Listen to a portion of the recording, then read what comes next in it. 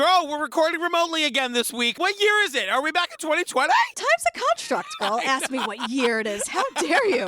I don't know. What day is it? Who am I? Who is you? I don't, who is me? I got nothing. Hi.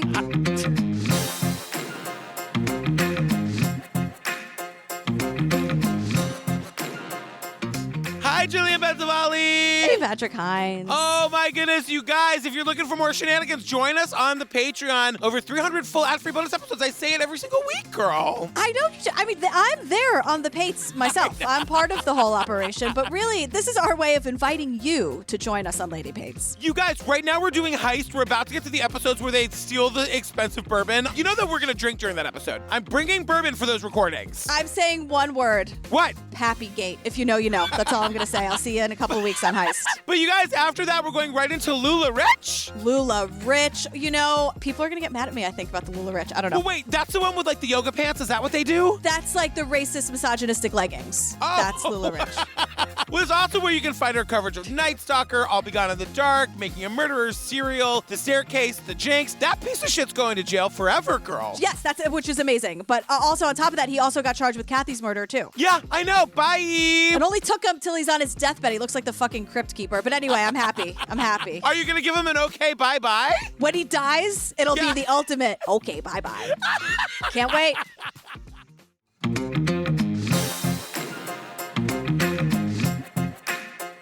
All right, girl, what are we talking about today? It's a Dateline special. It is not Keith Morrison. This is a Dateline special called The Secrets of Spirit Lake, and it is specifically about this tragedy of these missing and murdered indigenous women that we all need to be paying more attention to. I'm going to go on record and agree with something that you said several months ago. The Dateline music is far too sexy. It's like a sexy Law and Order. I'm like, whoa. Her name is Lissa YELLOWBIRD, investigator, interrogator, searcher of last resort. Here is where Lissa works. Sacred lands, teeming with beauty. But woven into the landscape are crimes that have gone on for years, even centuries. Native American women and girls missing and murdered. It's heart-wrenching. We are invisible to America. In this ongoing tragedy, Lissa YELLOWBIRD found her calling. She uses whatever tool will bring a loved one home. I'm so indebted to her. I'm so grateful to her. But after years of helping others, the crisis hit home for Lissa. Her niece, Carla YELLOWBIRD, went missing. It wasn't even a question of if I was going to find her. It was, I will go find her. So I said this little disclaimer at the top of Escape to Alcatraz, and I'm going to do it again because I did my research about the correct way to refer to indigenous peoples of the United States. And really, it depends on who you're speaking to. And so the terms Native American and American Indian are both used in this documentary by indigenous people, as was Escape to Alcatraz. So we are going to say what they say because that's the right way to do it. And I'm going to say what you say because I'm too scared not to. I'm terrified. Okay, great. I'm scared of you is what I was saying. Oh. You're not. So you guys, right at the top, we meet Lissa YELLOWBIRD. They say her job defies description. Her name is Lissa YELLOWBIRD. Her job defies description. Investigator, interrogator, searcher of last resort. The one people turn to in their very worst moments. That's quite a business card. I mean, she's amazing. And what she does is her whole thing is she finds missing and murdered indigenous women. She lives and breathes this. But, like, she actually does it. You know what I mean? Right. And she also tries to get people to give a shit about them, which is maybe more harder to do for some reason because everything's the worst. Also, our host is Andrea Canning, and I'm really, like, waiting for the night where Lester Holt's like, you know what, I'm going to take this one, whoever it was, instead of just saying, I'm Lester Holt. And tonight, I'm waiting for him to be like, I'm Lester Holt. And you know what, Andrea, take the night off. I got this. You know what? Andrea Canning is really good. And in addition to her being really good, she gives me Elizabeth Mitchell vibes. You know, Juliet from Lost. And she also gives me Alexis Linklater vibes. She looks a little bit like Alexis. Alexis Linklater. I don't see the resemblance at all. They're both beautiful, but great if that helps you. Which, you know what I have to do now. A little bit of Alexis. Always, every time. So they tell us, According to Department of Justice findings, 4 out of 5 Native American women have experienced violence in their lifetimes. And a CDC study found homicide rates for Native American women were almost 3 times those of non-Hispanic white women. Just in case those numbers aren't bad enough, I'm going to make it worse. okay, great. We can always count on you, GP. You know, it's what I'm here for. These numbers are what they are because law enforcement doesn't care enough. And there's friction between these jurisdictions, right? So it's like the jurisdictions on the reservation and the cops. And I'm thinking, then find a better way. Yeah. Stop crying jurisdiction. I don't give a fuck about jurisdiction. Like, this is a crisis. Who cares? Yeah. Do it better. I know. I mean, I think there is precedent for like Indian people wanting to manage their own affairs without like the fucking white people coming in and telling them what to do. Yeah, I mean, yes, of course. This is not a good example. Like, this is, at least in the telling of this story, like the police on the reservation, like, don't do a good job here. Yeah. Like you said, we got to find a better way. I just, like, if I hear someone cry jurisdiction one more time, then find a workaround. Get around it. Wait, we found a workaround. Her name is Lissa. Oh, right. I'm sorry. We did it. We're done here. She should, like, be able to rest and have a weekend. You know what I mean? Like, can someone fucking step up jurisdiction if I hear that word? And I'm going to hear it 15,000 times, so this is going to be a rough one for me. We also meet another fantastic woman. Her name is Lynette Grable, and she is a major part of the missing and murdered Indigenous woman movement, which is really a cry for help. She's an activist. She's a survivor. She's amazing. She says this thing that is like, she says it right to the camera, and like, I felt it pierce my heart. I'm a full-blooded Native American woman, and the statistics that hang over my head is that I am the most stalked, raped, sexually assaulted, and murdered out of every ethnicity in this country. It's heart-wrenching to really think about the measure of how we are invisible to America. And she says it's fucking heart-wrenching to really think about how we're invisible to America. She says it without the swearing. I added the swearing for effect, but I think she was thinking it. I think she was thinking, I got it for both of you. I like both options, honestly. Anyway, I love her and I want to be her best friend. Yeah. And Andrea Canning basically says, like, so what you're saying is the pretty white women get all the attention? And they're like, yes, that's absolutely true. If a white woman goes missing in a fancy neighborhood somewhere versus an Indigenous woman who goes missing off a reservation, are they going to get the same attention? Absolutely not. And even in this day, in this present time, they will not get the same attention. Andrea, we know you know the answer. We know you're asking it for effect, but the answer is no. Right. The point is, this has been happening for actual centuries. And so that's why Lissa Yellowbird is like, am I gonna, okay, fine, I'll do it. You know what, and I'll women handle like it. Lynette and all these women are just saying, like, is anyone gonna, like, because it's people they know. Yeah. It's their family, it's their friends. And Lissa Yellowbird has dedicated her life to this work. She literally goes, I will use whatever method, whatever tool will bring a loved one home. I went, oh shit. I bet you will. Lissa's also not a lady you cross. You know what I mean? I don't think she would like me. No, that's not true. I really want her to. And I don't need her to be like extra nice. Like, I just kind of want her to say, she's okay. That's all I need. I just need to not be on her bad side. I just want her to be like, you're not bad. Okay, you're not bad. What do you think she would think about me if we ran into each other at a bar? She would walk the other way. No! Because I think the two of us together, I don't need this. She doesn't do it for us to fawn over her, which I love. And there's a specific moment where you can tell that Lissa's just like, I don't need the praise. I just need people to stop murdering. Totally. What do you think she drinks? Like, what's she ordering at the bar? Oh, I think a whiskey neat, no? You totally. She doesn't fuck around. No. She's like having a Cosmo. Nothing watered down, like nothing. She's legit. I don't think they make Cosmos at the bar that Lissa goes to. But when we take her to Musical Mondays at Splash, it's going to be a whole different story. And Lissa, you know, if you're going to come, then have a Cosmo. Do you know what I mean? Like, if you're saying yes to the invitation, can you just like cheers me? Well, Right? now you're mad at her? No, I'm not mad. And also drink whatever you want. That also don't like, that's a fake obligation bullshit thing. If I'm going out with you, I'm drinking what I want. So, like, based on the numbers, it was just a matter of time before Lissa's work hit home, right? Did you write that yourself? Did I write what myself? Based on the numbers, it was only a matter of time until Lissa's work hit home. That's just a really succinct way of putting it. Oh, it just came out So the same, okay, bye-bye at the same place. The same brain came up with both of those things. No, that's so well said, and it's true. Like, she's been spending all these years helping other families find their lost loved ones, and then, like, one day, Lissa's niece, Carla, vanishes. It was August 2016. Carla suddenly stopped texting and calling. It didn't sit right with Carla's mother, Loretta, and her sister, Carrie. So this is the case we're focusing on. There are thousands of them, but this is Carla's case is what we're focusing on here. And then we meet Detective April Bowman. Yeah, we meet April because Carla had been living in the North Dakota town of Mandan. I think it's Mandan. What did I say? Menden? Mandan, which is what it looks like, but it also looks like Mandan. It's very Massachusetts of me to like turn Haverhill into Haverhill. That's how we say it. You know what I mean? It's not Haverhill. It's Haverhill. Right. So it's like Mandan. Worcester. Yeah. Worcester. Worcester. Okay, got it. Great. But we meet Detective April, and Andrea's like... Do you deal with a lot of missing persons cases? We do. We have quite a few. April is a woman of few words. I don't think she appreciates being interviewed, and she does kind of like make Andrea feel dumb a couple times. But also, I'm sure April's like, why am I here? Because Lissa did it all.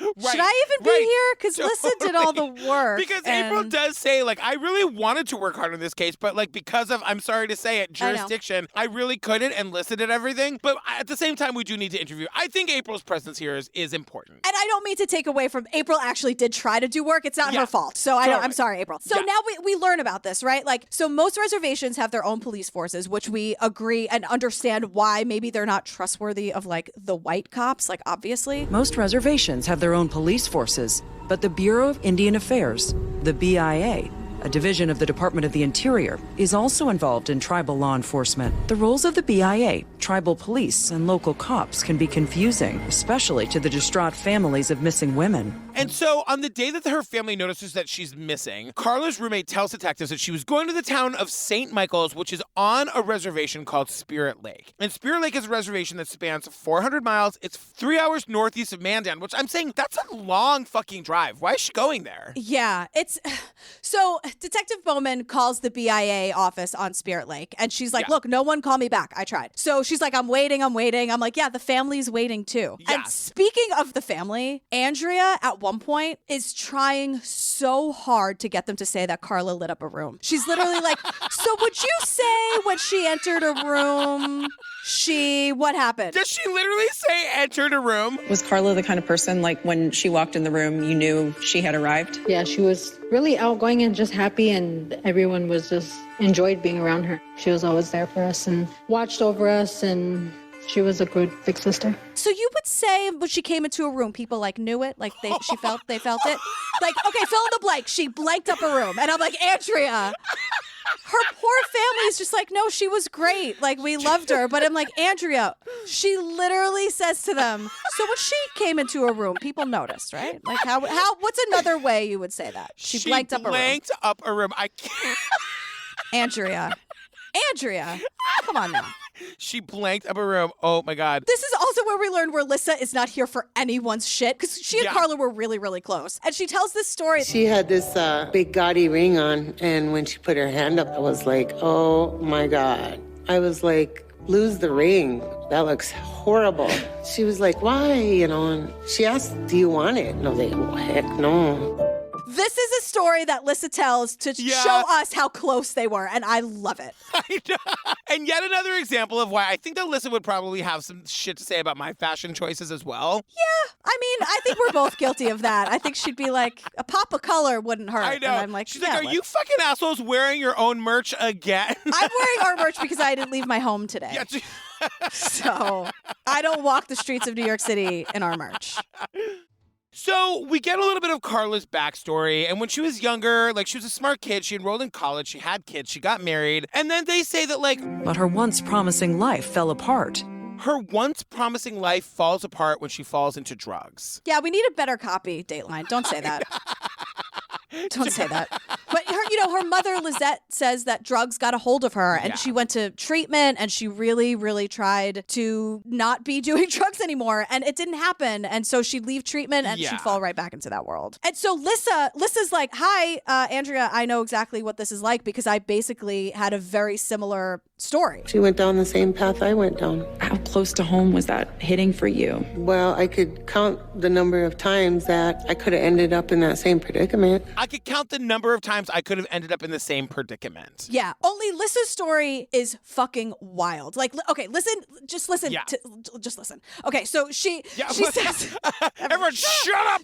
Pull over! Oh, God. So Lissa is a proud member of 4 tribes, and then she, like, says that, and I'm like, oh, my God, Lissa, that's amazing. And then she goes, and so when I was a teen, my boyfriend trafficked me for sex. What? She says as a teen, her boyfriend trafficked her for sex. Still, she made it to college and had good jobs. But she also battled addiction and served just over 2 years in prison on drug charges. You're a mother of 6. You have been to prison, but you've also studied criminal justice, worked as a prison guard, a welder, a social worker, and been a legal advocate. She's a mother of 6. She studied criminal justice. She worked as a prison guard. Yeah. She knows how to weld. She's a welder. She's a social worker. She's a legal advocate. Like, she's a truly fascinating person. Andrea says to her, how have all of these things prepared you for, like, the work you're currently doing? And she goes, I don't know, but they sure come in handy. I don't know, but they sure come in handy. And honestly, like, all of these things are relevant to the work she's doing. Maybe not welding, but I'm sure there's, like, at least a metaphor at the very least. The welding is, like, the most interesting part. No, not the most interesting part, but welding. I also think it's insane that we live in a world where there's still a need for that. Yeah. Well, no, obviously we need it, right? Okay. Right? For, like, infrastructure. I love that your instinct was to yes and me and then immediately be like, no, you're a I just fucking saw all the moron. DMs like, well, actually, I'm like, fuck. Do you like buildings, Patrick? Like trains, you idiot. Like, okay. Yes, I do. And so Lissa's first case, she's a few weeks out of prison and she finds the girl alive. It was like her neighbor and she finds her alive and Lissa's like, oh, I can do this. I'm going to just do this now. More than that, everyone around her is like, oh shit, you're really fucking good at this. Everyone you know is missing somebody and they all come to her and like it just never stops. She becomes the go-to person to find like people's missing loved ones. Yeah, and even if the end of the story is really sad and tragic, the families are still grateful that 1, someone cares, and 2, just to have some kind, just answers. They're feeling seen, they're feeling heard, and that's really valuable to them. And the thing about Lissa is that she's just like relentless. Like, whereas other people will stop or get overwhelmed, she's like, I will just sit there and keep digging and digging and digging. Like, when she gets her claws into a case, she just does not give up on it. Yeah, she tells the story. Lissa followed a hunch to a lake on the Fort Berthold Reservation and took her boat out with volunteers and sonar gear. And we went across the bay, and this little girl says, do you think this is the truck? And I looked at it, and I was like, oh, my God. Hang on a second. I need a lot more information about this hunch. 1,000 questions. Because we hear, like, the next thing we learn is that this missing girl, Olivia, her body was found 21 feet underwater. I was like, how did the girl, the one who was like, oh, is that the truck we're looking for? How did she see it 21 feet underwater? Was she in the sonar gear? But also, like, you had a hunch that took you to a lake? Was it just a fast way of saying, like, she followed the evidence that she gathered? Yeah. Because I'm like, a hunch? Are you a witch? And if you are, you're welcome here. This is a safe space. But I was like, what do you mean a hunch that, like, took you to a lake where you found the fucking body? Oh, my God. She doesn't, she's like telling 3 stories to Andrea. This isn't just this one where it's like one thing led to another. That's her version of bada bing, bada boom. I followed. Right, totally. Yeah. All right, I got some information, made a few phone calls, bada bing, bada boom. We're at the lake. But she also says every recovery, every search effort takes a toll on her. And she's like, there's time that I'll never get back. You know, with my family, my kids are all grown now. I lost a lot of years of my life, like valuable years with my kids to this because I can't stop. Like once I get into something, like I have to solve it. I become obsessed with it. And, you know, she lost a lot of time. Like every effort takes a toll on her. Right. So now it's September 2016. It's about a month after Carla has gone missing. And Detective April is here and she's working on the case. No one's calling her back, but goddamn it, she's here and she's working. And she's tracking down these tips. And there was a report that Carla was seen in a silver car. There was a report that she'd been in like a silver car and she'd been hanging out with Suna, Dakota, and Dateline. Suna Guy, Dakota Charbonneau, and Dalen St. Pierre. All 3 had lengthy criminal records.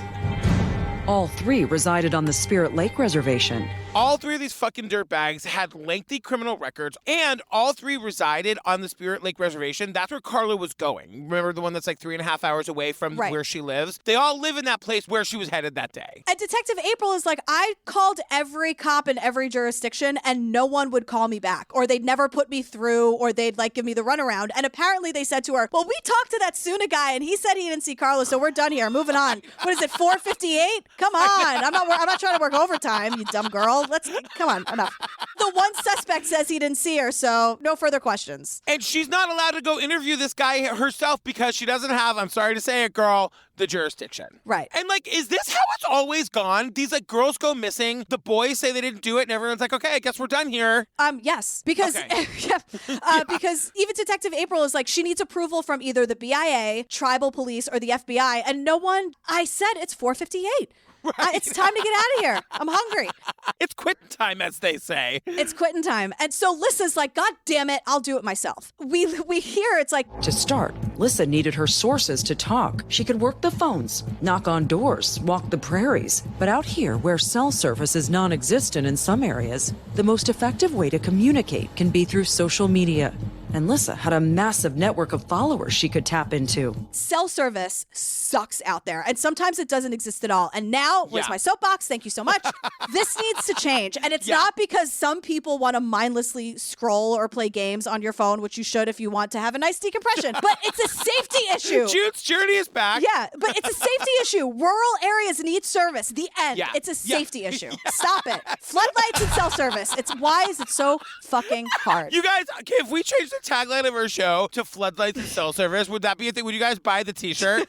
But she says the best way to communicate, because the cell service is so bad, is through social media. And they say that like Lissa had a massive network of followers she could tap into. She's an indigenous woman finding influencer. Yes, 1,000%. So through her badassery and research and just her knowledge and history and experience, she was able to track down the owner of the car, that silver car that Carla was seen in. And the owner is the father of that Suna guy. One of the three guys that was like last seen with Carla. And the thing that they say is that like... Lissa knew from previous cases, people who might be reluctant to talk to police were often willing to talk to her. Because Lissa is a known quantity and she's one of them, people might be more willing to talk to her than they would be to the police. That's one of the ways she's been able to cultivate sources and like help find these bodies. And so Lissa calls up Detective April, and I love this because she doesn't ask. She just tells April. I did spend some time letting her know that I was a relative, that I kind of work on this arena anyway. Please share as much information with me as you can. And I also didn't know how this was going to go. I didn't know if it was going to be like a pissing contest between these two women, but then I was like, oh no, they're women. They don't do that. This is going to be fine. So Lissa calls up April, ring, ring. She's like, look, I don't know if you know who I am, but my whole thing is like finding missing and murdered indigenous women. And on top of that, this case happens to be my niece. So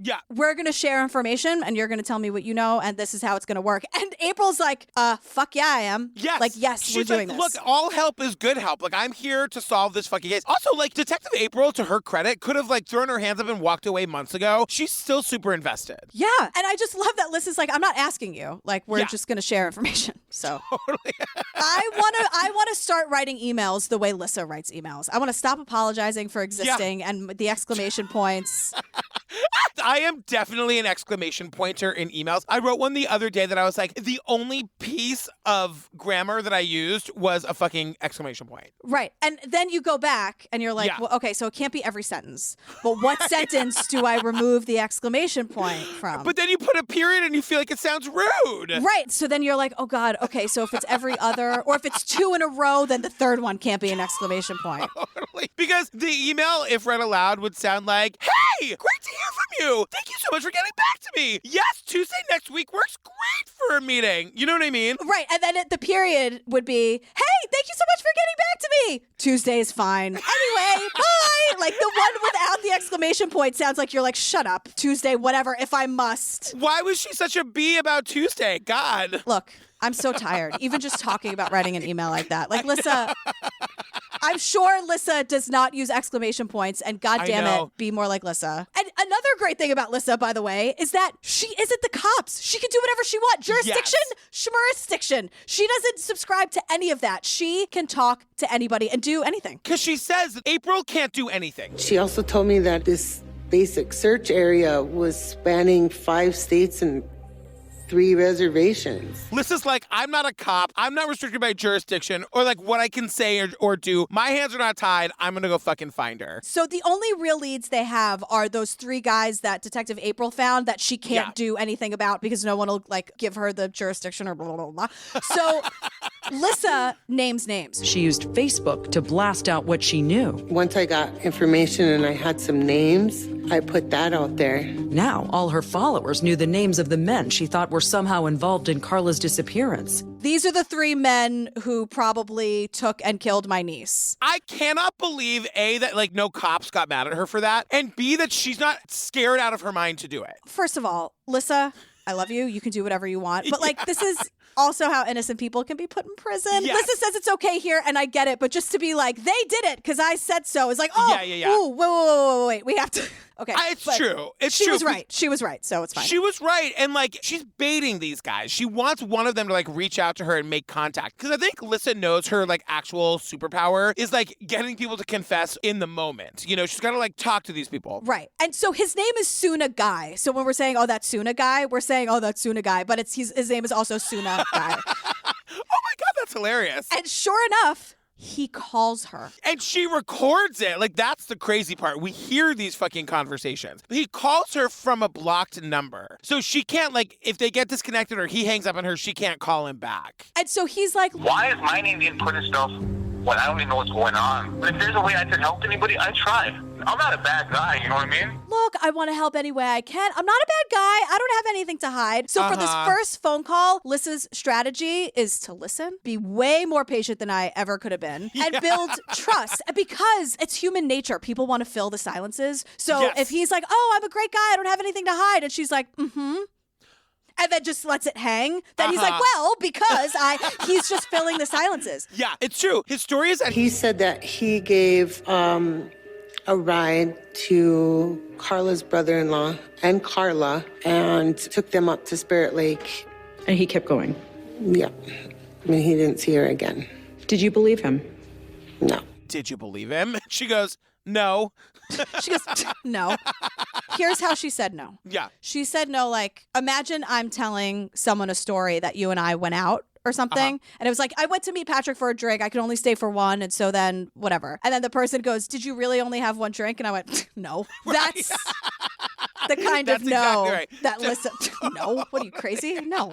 One drink? What? Get out of here. No, I did Oh no, my I God. did not. But then Lissa says to Suna, well, look, I could sure use your help finding my niece. And he has the audacity of this bitch. He goes, I mean, most definitely, like I said, I mean, sorry, I'm not trying to be an ass or nothing. It's not like I'm going to go out of my way. I'm not trying to be an asshole, but I'm not going to go out of my way. Suna. She put you on blast on Facebook. I wouldn't say outright, I'm not going to go out of my way. I would go out of your way, Suna. Go out of your way, you fucking moron. And then we meet Special Agent Jared Birchler, and he also worked on the case when the FBI is eventually called in, and he's like, She did a great job of building trust with him, building rapport. Everyone on the cop side who's like trained for this shit is blown away by how good Lissa is at this. And also, while we're hearing about this first phone call that was 30 minutes long, there's a little lower third on the bottom that's a Dateline graphic. And it's like, have you ever recorded a conversation? Tweet us at Dateline NBC using the hashtag Dateline. Dateline. Dateline. Who's going to go on Twitter and be like, me. I did. That happens at RuPaul's Drag Race all the time when they'll be in the middle of like a crazy competition and RuPaul will be like, if you've ever sewn eyes onto a baby doll, send us a picture at hashtag Drag Race. RuPaul. Ru, please. We're all hammered. We're here to watch your show. Please. But I'm sure there are drag queens who are like, I did that first, and who are just all too happy to be taking credit on Twitter. Like, no one cares. So this first phone call ends, they hang up, and, Lissa doesn't have Suna's number, but don't worry, everybody, because Suna is chatty. Chatty Magoo.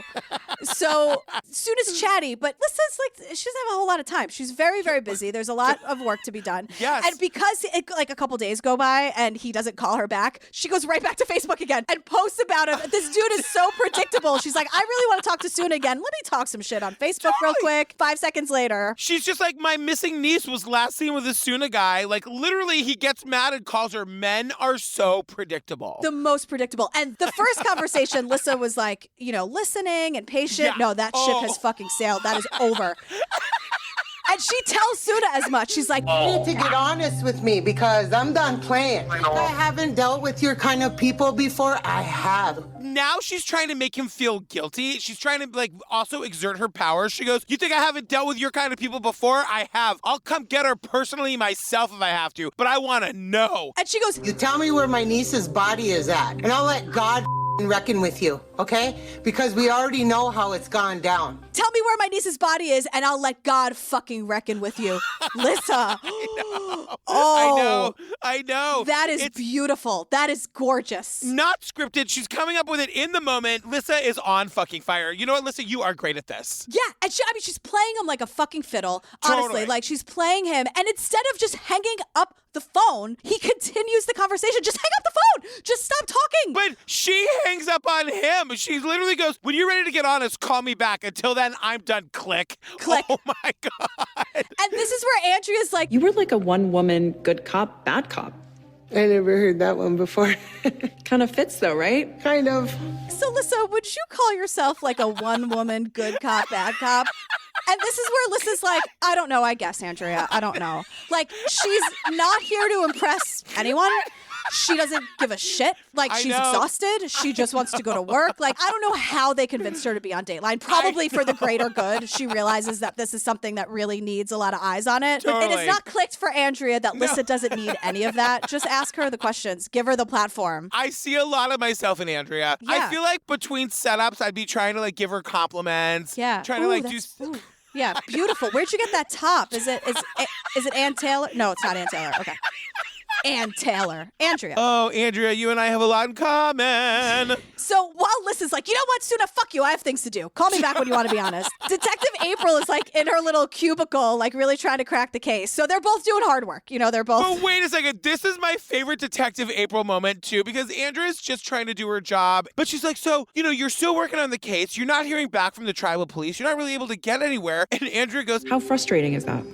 It's really frustrating. I think that April thought that was meant to be a rhetorical question. But then Andrea doesn't follow up. So April goes, it was very frustrating.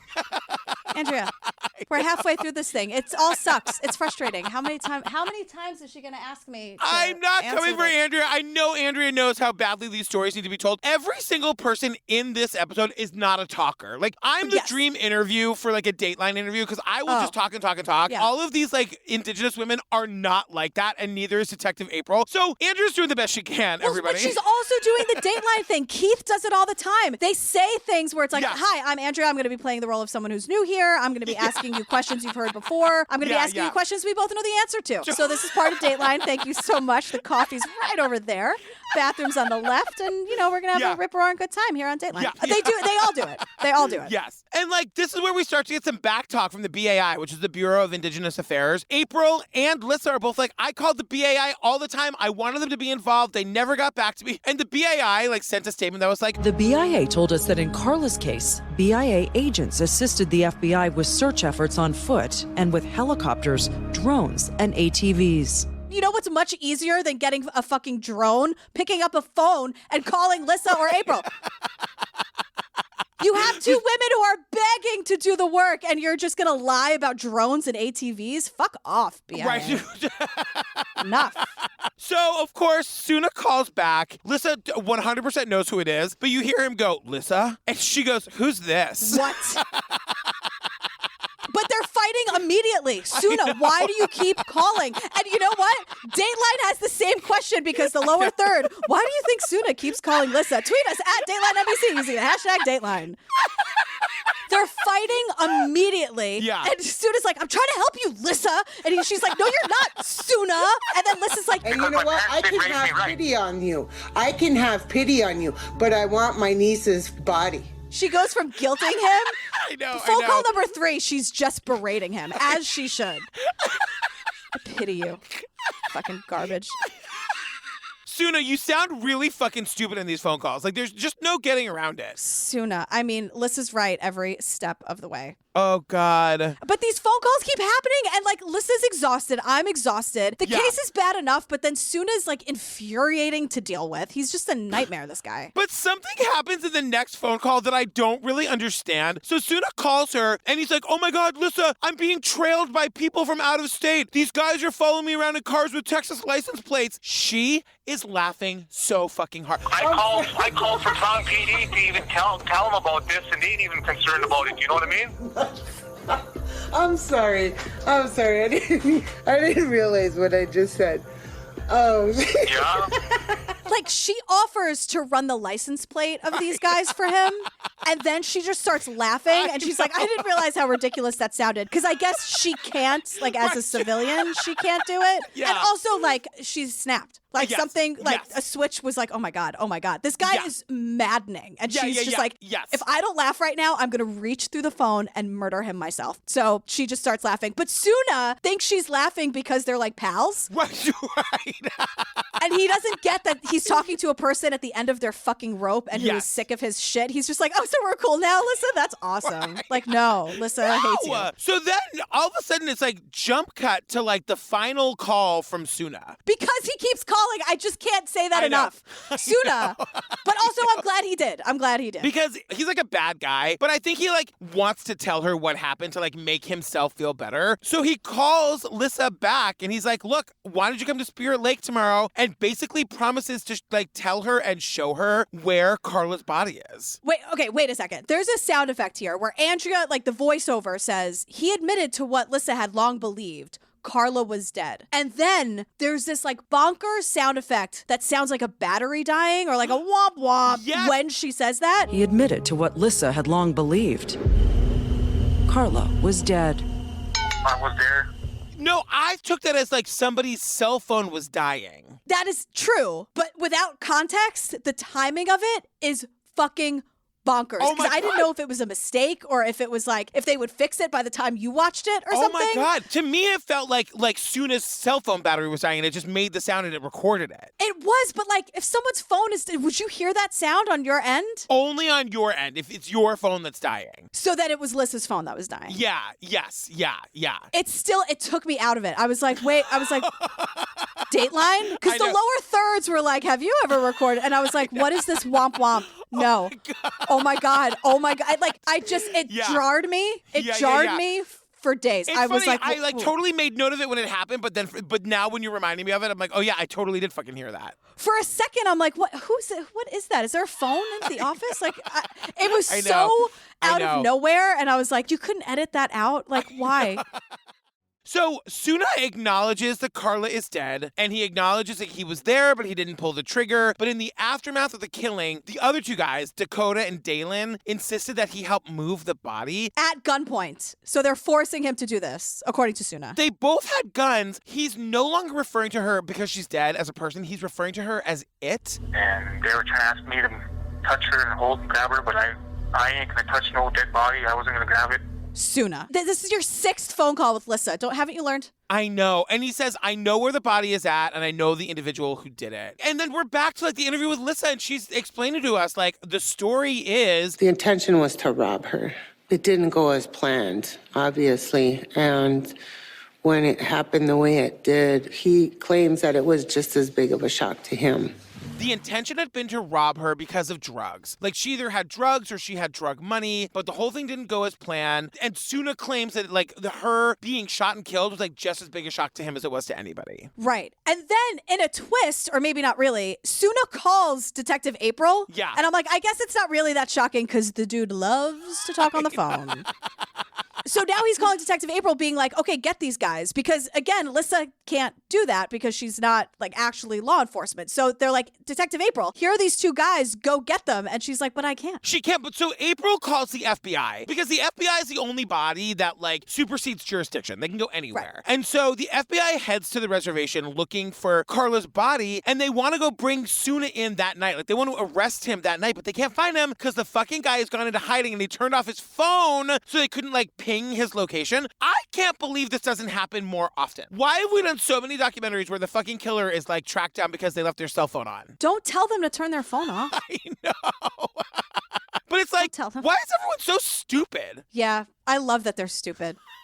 I love it. And Lissa's like, again, I'm just doing it myself. She's like, I'm going up to Spirit Lake anyway. I'm going to find Carla with or without Suna. I'm Lissa. Move out of my way. Yeah, and so the next day, April and Lissa, they go up to Spirit Lake with the FBI. Everyone is counting on Suna's promise to bring them to the body. He's still nowhere around. The FBI eventually find him at like a relative's house, and they put him in an FBI car, and they bring him to the site. And so suddenly, we're like on this patch of like field with that FBI guy and Andrea, and basically he's like talking her through how Suna led them to Carla's body. We're probably right around this area, and we kind of stop, and then Suna just points and he says it's going to be over there where the bushes are. And then as we walk a little bit further, once we get to a certain point in time, we can see some of Carla's clothes. You could see the body from Yeah, we could see, we probably walked up a little bit further, and then we could see some of those bright colored clothes. So you knew you'd found her. We knew we had found her at that point in time. And we don't know how long Carla's been missing at this point, or maybe I've just lost track, but like her body was basically out in the open for all of that time, and nobody fucking saw her? Well, yeah, so the BIA lied with the drones and the ATVs. Yeah. Like, that was all bullshit. No one was looking for her. That's the problem. Exactly, because it's a wide open field where the FBI guy could see her body from 30 feet away. And Lissa wasn't there when they found Carla's Thank body, the which is Lord. such a relief. It took them way too long to fucking tell us that. Yeah. She was Yeah. like a neighbor's house or something waiting to find out what happened. She wasn't there, thank the Lord.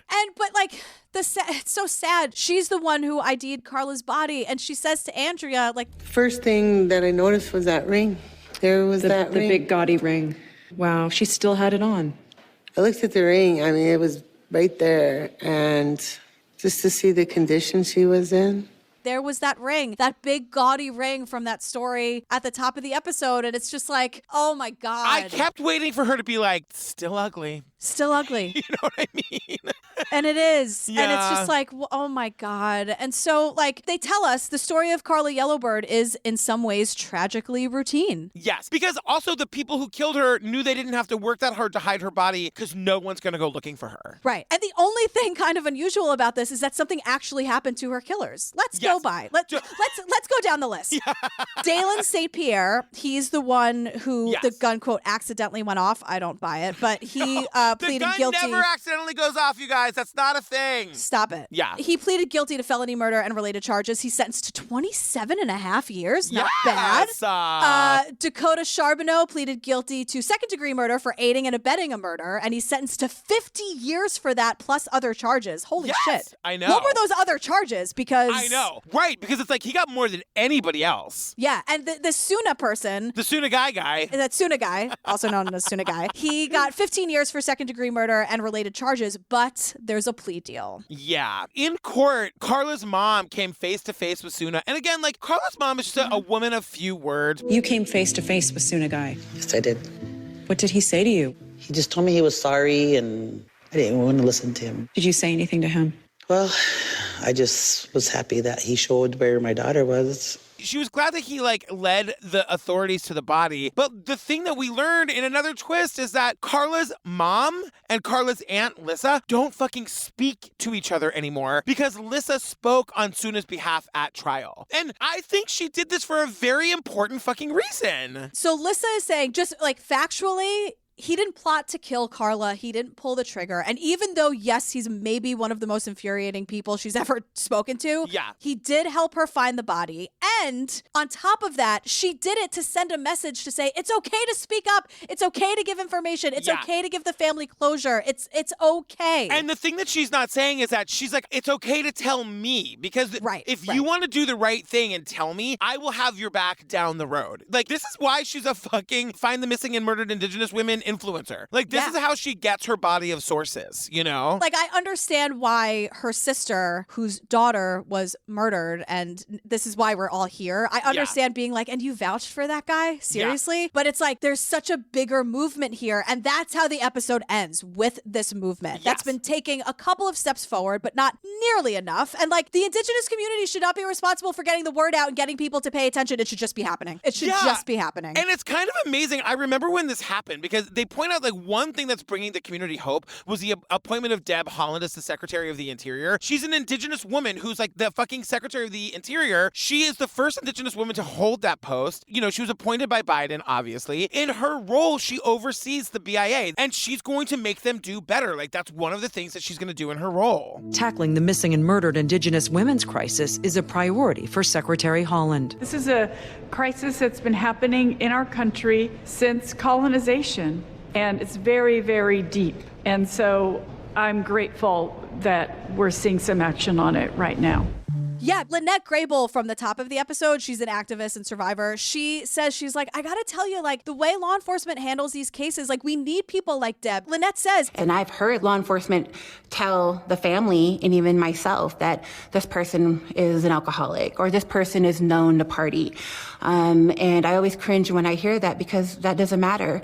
They're still a human being. And Lynette and me and you are screaming, this is a human being. Who cares if they drank? Who cares? Right. And one of the things that Deb Haaland says is that they are going to literally individually go through case files. Somebody in the fucking president's cabinet, her staff is going to be going through individual case files of missing and murdered indigenous women. Like, they are trying to fix this problem at the highest levels. And though, like, that's not nearly enough and it's taken way too long and there's so much more work to be done, like, it's a thing that's happening that's never happened before that's very important and worth celebrating. Yeah, and she says things where I'm like, this is like on NBC. This is on Dateline. Yeah. She talks about how this has been a crisis since colonization. Yeah. Like, that's really important that, like, your grandma heard that. You know what I mean? That's a really big deal. And, like, talking about how systemic this all is and the changes to policy, and it's just, like, raising awareness, and it's just really moving to see. And because it ends with, there are, like, thousands and thousands and thousands of names that are affected here, but it ends with this gorgeous audio of some of the names being read. The missing and murdered Indigenous women's movement fights for thousands of people, and they are not anonymous. Everyone has a name, like Olivia Lone Bear, Ashley Loring Heavy Runner, Cecilia Barber Finona, Joseph Bruce Sr., Faith Hedgepeth, Monica Bercier Wickery, and Carla Yellowbird. And one of them is Faith Hedgepeth, who we covered in the fucking, what was the name of that one? Who Killed the Co-Ed? Or her name is Faith Hedgepeth. Give a shit about her, as I called it. Right. But that case was recently solved. Yes. So we just have a lot more work to do. Lissa can't do it all herself, everyone. Can she have a 3-day weekend, for God's sake? Please. For once.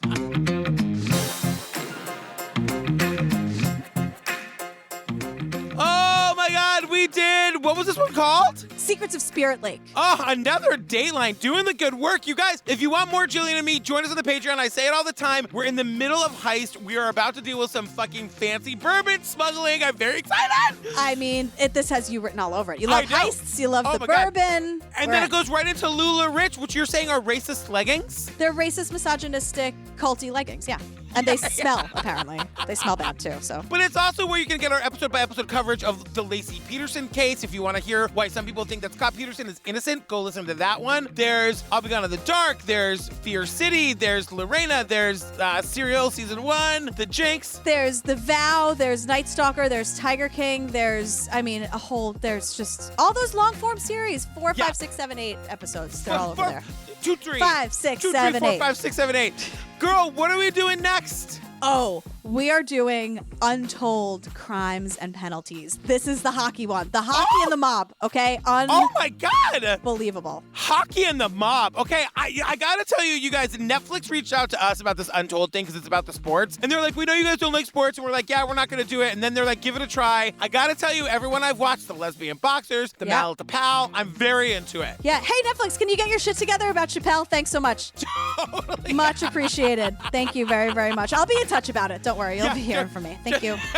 That's it, you guys. We love you. Thank you so much, and we'll see you next week. Bye. Hockey and the mob. Oh, my God. Okay, bye. A gentleman by the name of Jimmy Galante bought his 17-year-old son his own hockey team. I'm the president of the Danbury Trashers, and I'm 17 years old.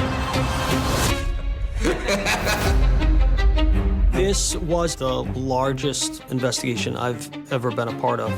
Jimmy was the real Tony Soprano. We were the bad boys of hockey. A freak mix of pro wrestling and the Mighty Ducks.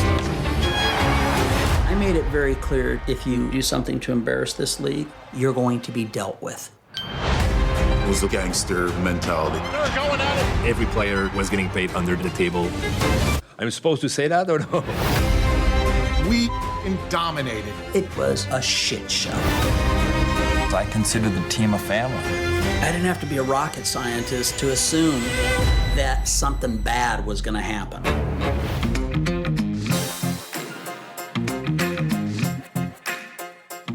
Are we going to tell the people you're a little under the weather? I'm a little under the weather. I'm sorry. Hopefully that horrifying cough was just cut out of the episode. Matt, I'm sorry. Oh, my God.